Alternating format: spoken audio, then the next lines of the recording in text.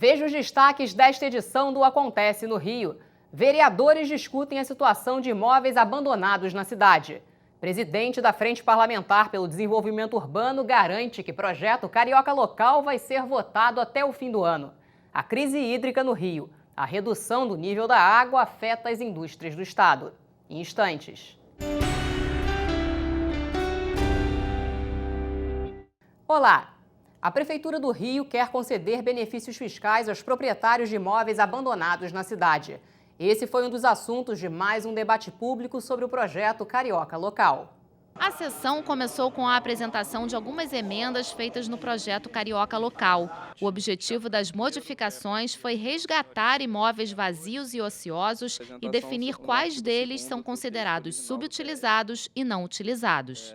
São incluídos, então, os critérios para enquadramento desses imóveis. O primeiro deles, não edificado, ocorre quando o terreno está vazio, ou seja, com um índice de aproveitamento do terreno igual a 0. Depois da apresentação dessas emendas, os vereadores debateram outras questões. A principal foi a do benefício fiscal a imóveis em péssimo estado de conservação ou com obras inacabadas. O vereador Jefferson Moura, relator da comissão, se disse contra a isenção fiscal em alguns casos.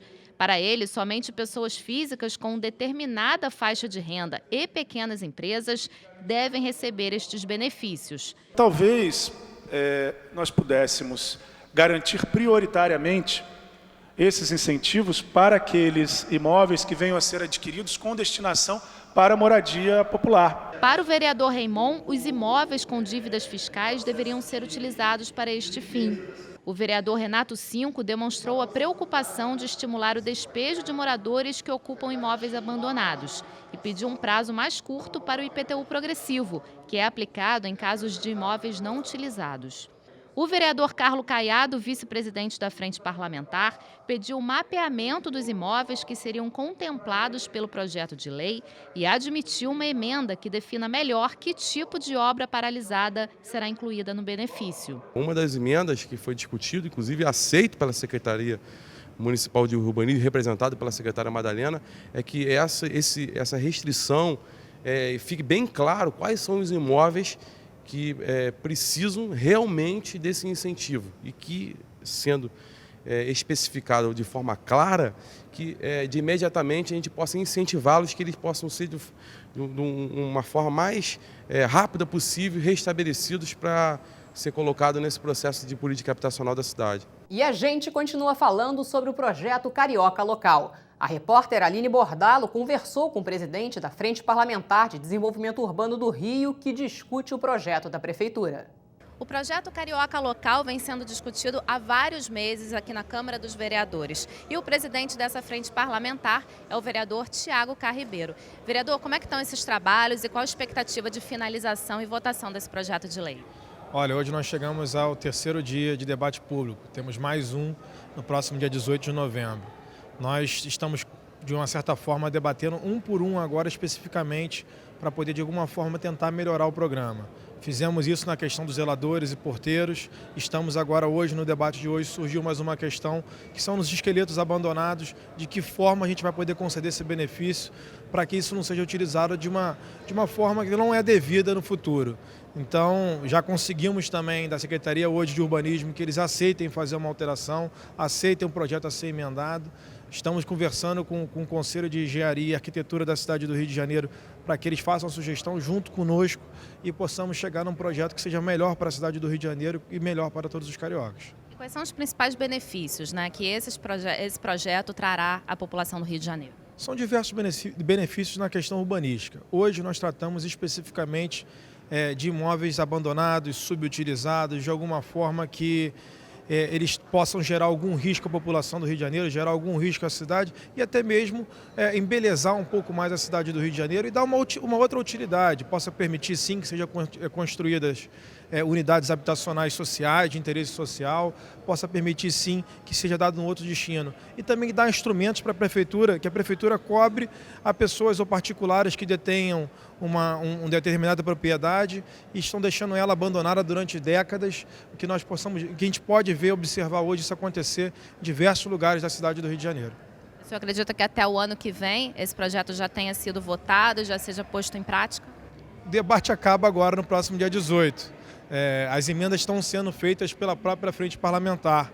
Eu acredito que o projeto já vai chegar no final do debate com todas as emendas colocadas e apto a ser votado até mesmo esse ano. Vai depender sim do plenário dessa casa se vai ter condições ou não de votar. O fantasma da crise hídrica volta a assustar a população do Rio. Os níveis do maior reservatório de água do estado se aproximam novamente do volume morto. De acordo com a Agência Nacional de Águas, na última averiguação, medida no dia 2 de novembro, o volume útil do Rio Paraíba do Sul era de 5,77%.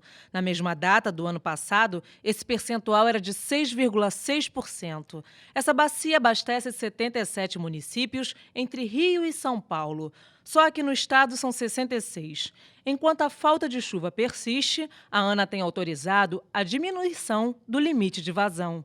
Uma das medidas foi a manutenção no sistema Guandu na semana passada. A SEDAI divulgou que a intervenção foi uma ação para evitar problemas no abastecimento durante o verão. E para falar um pouco mais sobre a crise hídrica no Rio, eu recebo aqui o Jorge Peron, especialista em meio ambiente da Federação das Indústrias do Rio de Janeiro. A Firjan divulgou um estudo mostrando que a crise hídrica neste ano é muito maior que a do ano passado. E as indústrias estão entre as maiores prejudicadas.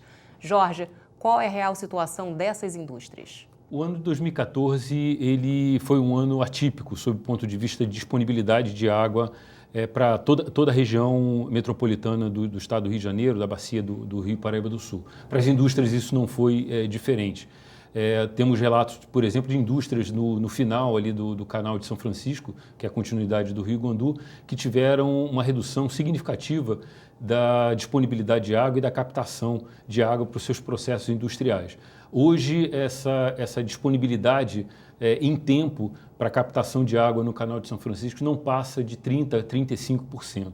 Então, essas indústrias localizadas ali na foz do canal de São Francisco, além de ter uma baixa qualidade de água, da água que hoje praticamente é uma água salobra, elas não conseguem captar o volume que elas precisam por conta dessa baixa qualidade e com isso impacta diretamente o seu processo industrial. Pode-se falar em desemprego?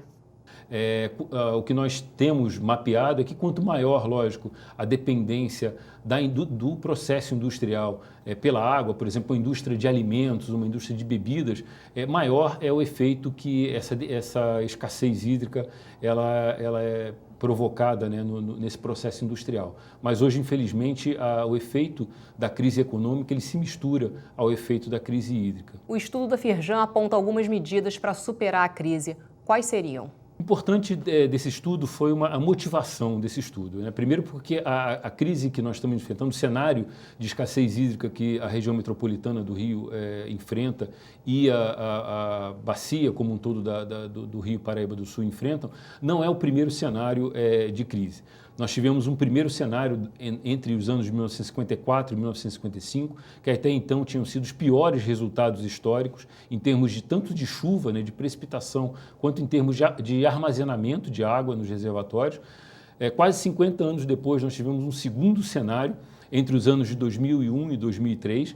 E agora, quase 10 anos depois, estamos atravessando um terceiro cenário de escassez hídrica, um terceiro período. É importante dizer que todas aquelas ações que foram planejadas, oportunidades que foram identificadas entre 2001 e 2003 para enfrentamento daquela crise, a partir do momento que a chuva veio, né, essas ações, esses planos e projetos, todos eles foram esquecidos, porque veio a chuva e se perdeu a oportunidade de implementar essas ações e projetos. Se nós tivéssemos, né, tido a persistência de implementar esses projetos naquela época, hoje o cenário enfrentado pela região metropolitana seria completamente diferente. Você acha que o governo está tentando mascarar a gravidade da situação, Jorge? Uma coisa que não só a Firjan, mas vários outros atores do setor público e privado apontam é a necessidade da população ser alertada sobre a gravidade desse cenário atual. É um cenário que já vem se prolongando desde o início do ano 2014, e que a população, nós entendemos, ela precisa ser alertada para poder ter a oportunidade de participar. Primeiro, ela ter a oportunidade de entender, né, o cenário que nós vivemos, que é um cenário grave, e depois para a população ter a oportunidade de participar, né, colaborar com a redução do consumo de água, com a utilização racional, né, da água, assim como a indústria já vem fazendo há algum tempo. Mas a crise hídrica não atinge só o Rio de Janeiro. No país, a situação também é preocupante e a gravidade se estende ao setor energético. Olha, eu acho que o governo deve subsidiar só em casos muito específicos, né? Eu sempre falo que o Brasil é um país muito rico em energia, né? Nós temos uma diversidade energética muito grande, nós temos uma abundância energética.